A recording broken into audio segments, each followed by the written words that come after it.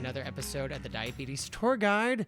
My name is Andy, and we are still kind of on our detours right now. It's almost like this trip I just took from Knoxville where Waze took me on an alternative route when there was a major crash on the highway. So, with our detours, we're going to learn a lot about diabetes that's hands-on. I've lived with type 1 diabetes for over 19 years. I've worked as a physician assistant for almost 5 years. So I know, too, that diabetes can be complicated, medicine can be complicated, and it can be very tailored to the patient, which this is very tailored to me. I love the Omnipod. I've tried many different pumps. This by far is my favorite one. I know this sounds like we're sponsored by Omnipod. We're not, but I'm definitely had these barnacles on my body for a long time. So, when I was coming over to do our podcast today, I noticed that I had a pod expiration, and I thought it'd be a perfect time to do a pod or a pump change. So what happens whenever we have these pumps is we think that these things stay in forever. They don't. You have to change them every 3 days for Omnipod. Medtronic, you can, I believe, do it up to 6 days.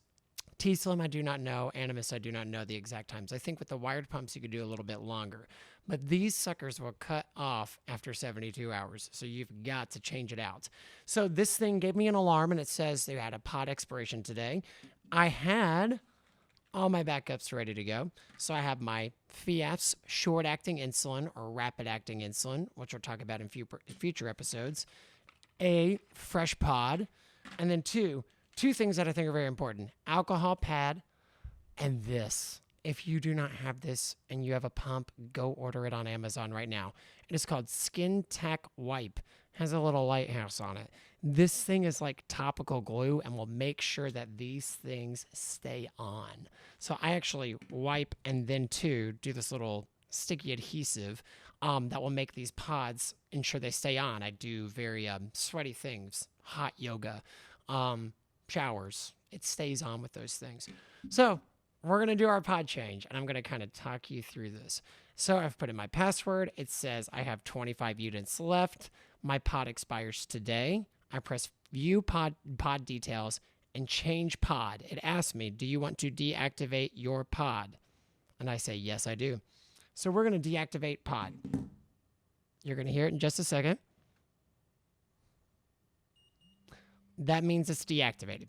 So it tells me I have no active pod, and this thing will beep at me until I have an active pod. So I need to set up a new one. So the way to set it up is that we need to put insulin in it. So it has protective backing, so the adhesive's not off. This is the needle and syringe. You can hold up to about 200 units of insulin. And remember, this is fast-acting insulin or rapid-acting insulin. I put about a little over 150 because I don't use the whole 200 and I don't want to waste insulin. You saw that I use it pretty efficiently because I had 25 units left. That's pretty good as a buffer. So I know that I'm going to use this multiple times. It's probably not super accurate, but we're going to do this real world right now. So I just cleaned off the top of the Fiasp. And we use this almost like a vacuum seal, put a little bit of pressure in there. You're going to pull this back, and I'm going to start filling this up. You see that this fills pretty easily, and I'm on pushing bubbles out. So this is 2. I'm going to show you something called priming the needle 2.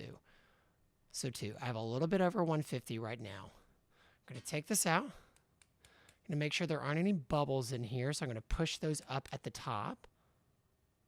You see that it's coming through the top right there, okay? So that means I've primed the needle, and it's going all the way to the top. It's ready to go. So there's a little hole there at the bottom that has an arrow pointing to it. That's where I'm actually going to put this in.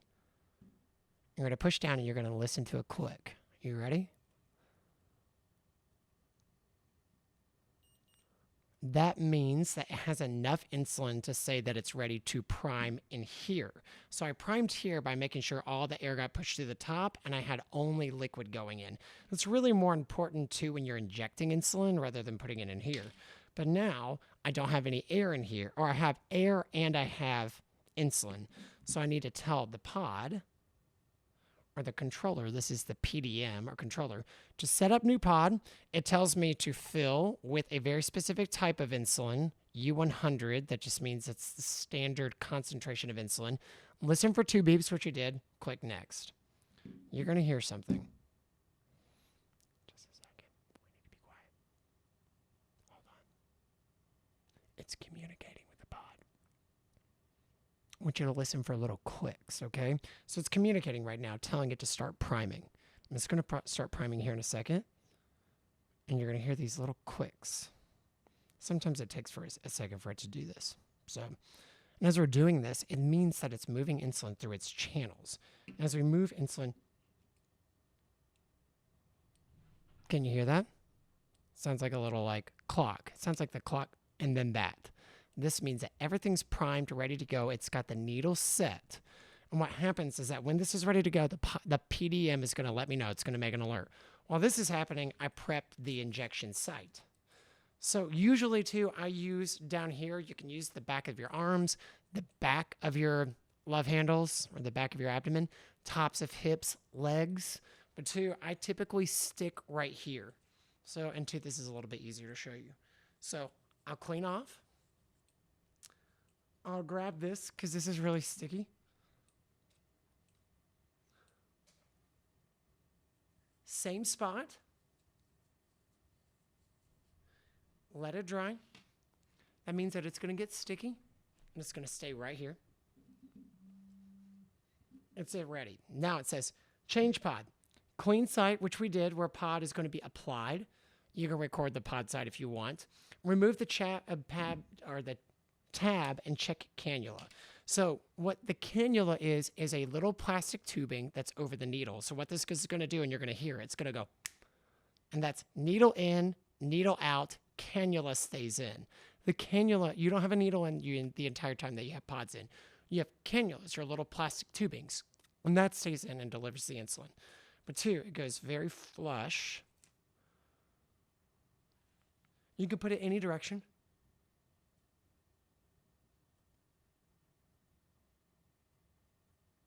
That's going to stick very nicely. It's applied, check pod, apply to site, start, tap start to insert cannula and begin your basal delivery. So I press start, and it's going to start making a noise, and you're going to hear a, okay?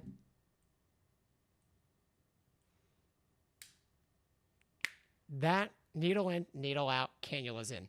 So two, it's communicating with the pod right now, inserting the cannula, and it's going to give me a did this work basically sign. Is the cannula properly inserted? There's a pink color that changes at the very top, and it is pink on my pump site. So I say yes. Do you want to switch to automated mode? So that's going to be in future episodes, but I said yes. Automated mode means that I use my Dexcom, a continuous glucose monitoring system that tells my blood sugar every 5 minutes. It talks to the pump. And the pump can say, hey, Andy, you're trending up or trending down. I can give you more or less insulin based on those values. So now I'm connected. It's connecting to my transmitter so I can be in automated mode, which takes up to like 20, 30 minutes. And this stuff is ready. This can be thrown away. The needle does have to be safely stored. And that's actually been a question on our Performance Medicine podcast.